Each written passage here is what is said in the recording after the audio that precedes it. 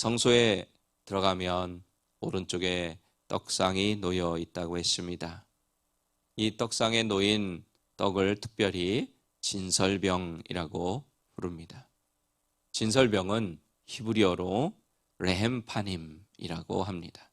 이는 얼굴의 떡, 면전의 떡으로 하나님께 바치는, 하나님 앞에 바치는 거룩한 떡을 의미하는 것입니다. 떡상은 조각목으로 만들고 순금으로 싸라고 했습니다. 조각목과 순금의 의미는 어제 말씀을 드렸습니다. 이렇게 우리가 지금 성막을 살펴보고 있는데 이때 놓치지 말아야 하는 것은 우리 성막에 어떤 것들이 있는지, 어느 위치에 있는지, 그것이 무엇인지 우리가 아는 것도 중요하지만 그것보다 더 중요한 것은 그러한 것들이 현재를 살아가며 신앙생활하는 우리 그리스도인들에게 어떤 영적인 의미가 있는지를 아는 것이라고 생각합니다. 그런 의미에서 살펴볼 때 이 떡상에 놓여진 떡, 진설병은 한마디로 예수님을 의미한다고 할 수 있습니다.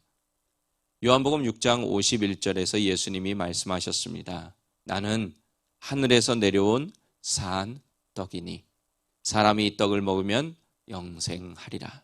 내가 줄 떡은 곧 생명의 세상의 생명을 위한 내 살이니라 하시니라. 세상의 생명을 위한 내 살이 바로 떡이라는 거예요. 예수님이 주실 떡. 예수님은 하나님이 하늘에서 이 땅에 영생을 주시려고 내려보내신 하나님의 생명의 떡입니다. 그러므로 누구든지 이 생명의 떡을 먹는 자는 영생을 얻게 되겠죠. 주님을 어떻게 먹을 수 있을까요? 그 살을 진짜로 먹어야 되나요? 주님의 살을 먹으라고 하는 것은 주님의 말씀을 먹으라는 의미입니다. 좀 더 구체적으로 말씀드리면 떡은 그리스도의 말씀인 것이라는 뜻입니다. 육신의 생명은 분명히 밥을 먹어야 살 수 있습니다. 그러나 우리의 영혼의 생명을 유지하기 위해서는 생명의 떡, 영혼의 양식, 말씀을 먹어야 하는 것입니다. 떡상 위에 놓인 떡은 그냥 떡이 아니라 진설병이라고 했습니다. 하나님 앞에 드리는 떡이라고 했습니다. 레위기에 보면 소제를 드릴 때 떡을 드리는 13가지 방법이 나오는데 성소에 있는 떡상에는 진설병을 놓으라고 말씀하고 있습니다. 그리고 이 진설병은 레위기 24장 5절에 의하면 고운 가루로 만들어라 그렇게 말씀합니다. 소화가 잘 안 되는 거친 가루가 아니라 부서지고 깨어지고 녹아져서 완전히 소화되도록 고운 가루로 진설병을 만들라고 말씀합니다. 말씀에는 두 가지 종류가 있다고 하죠. 하나는 로고스, 또 하나는 레마 또는 쉐마 이렇게 부르기도 하는데 레마입니다. 성경 전체 66권에 기록된 하나님의 말씀을 우리는 로고스라고 합니다. 그러나 그 말씀 중에서 내게 힘을 주시고 능력을 주시고 위로를 주시고 또 우리의 갈 길을 가르쳐 주시고 우리의 삶에 적용할 수 있는 진설병과 같이 완전히 가루가 되어 소화되도록 나에게 꼭 필요한 양식이 되도록 주시는 말씀을 우리는 레마라 이렇게 할 수가 있습니다. 여러분, 쌀통에 쌀이 가득해도 내가 밥을 지어서 먹는 쌀만이 내 육체에 건강을 주는 유익한 양식이 되죠. 세상에 수천, 수억 대의 자동차가 있지만 그 중에서 내 자동차만 내가 사용할 수가 있는 것입니다. 내 통장에 예금된 돈이 수백억이 있어도 수천만 불이 있어도 내가 못 쓰면 그것은 내 돈이 아닌 거죠. 하나님께서 로고스의 말씀을 우리에게 허락해 주셨다면 이 로고스의 말씀을 나에게 주시는 레마의 말씀으로 받아들여야 한다는 뜻입니다. 하나님의 말씀이 강단에서 선포될 때마다 그 말씀을 나에게 주시는 말씀으로 아멘으로 화답하여 내 것으로 받아들여야 한다는 것입니다. 그러니까 중요한 것은 무엇이겠어요? 무엇이겠어요?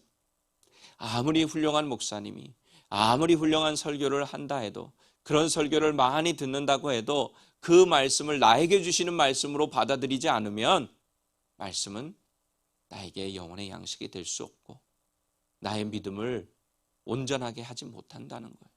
그냥 귀에 들려지는 좋은 말씀이네, 저 목사님 설교 잘하네, 그래, 뭐 이 정도로 끝난다는 겁니다. 요즘은 인터넷 때문에, 특별히 유튜브 같은 SNS 때문에 설교를 마음껏 들을 수 있는 참 좋은 시대가 되었습니다. 이제 옛날에는 이런 시대가 아니었을 때는 그 목사님의 설교를 듣기 위해서는 그 목사님이 뭐 부흥성회를 오신다거나 집회를 하신다거나 뭐 이럴 때 찾아가야만 들을 수가 있었는데, 이제는 세계 어느 곳에서든 마음만 먹으면 은혜로운 말씀을 얼마든지 듣는 시대가 되었습니다. 그런데 중요한 것은 무엇이라는 것입니까? 이런 하나님의 말씀이 나에게 주시는 레마로 들려져야 된다는 거예요. 근데 요즘은 어떻게 합니까? 내가 너무 하나님의 말씀을 잘 알아서 그런지, 하나님의 말씀을 너무 많이 들어서 그런지 그냥 나에게 주시는 말씀으로 듣지 않고 걸러요. 이거는 저 사람한테 주는 말씀이야. 이거는 나하고는 상관이 없어. 뭐 이러면서 자기 마음대로 말씀을 단정을 짓고 결정을 짓고 판단을 합니다. 고운 가루로 진설병을 만들려고 하는 것은 이런 영적인 의미가 있어요. 내가 소화하는 하나님의 말씀, 나에게 주시는 하나님의 말씀이 되어야 된다는 겁니다. 그러면 그렇게 되기 위해서는 누구에게 그 열쇠가 있다는 겁니까? 우리 예수님이 씨 뿌리는 비유에서 말씀하신 것처럼 내가 내 마음의 밭이 준비가 되어서 그 말씀을 나에게 주시는 말씀으로 받아들일 때만이 그 하나님의 말씀이 역사할 수 있다는 겁니다. 그 말씀을 믿을 때만이 역사할 수 있다는 거예요. 그리고 이 진설병은 성막이 이동하지 않는 한 하루 24시간 7일 또 365일 늘 그 떡상 위에 있어야 합니다. 잠시라도 떡상이 비어서는 안 됩니다. 오늘 본문 30절에 보면 상위에 진설병을 두어서 항상 내 앞에 있게 하라, 그렇게 말씀하셨어요. 그리고 이 떡상의 떡은 매 안식일마다 새로운 떡으로 교체를 했습니다. 무슨 뜻일까요? 떡이, 생명의 떡이 우리 예수님의 말씀이라고 했어요. 그러면 그리스도인들은 잠시라도 예수님의 말씀에 떠나서 살아서는 안 된다는 것입니다. 오늘 실컷 먹었으니까 내일 안 먹어도 된다 하는 그런 뜻이 아닙니다. 오늘 배부르게 먹었으면 며칠 굶습니까?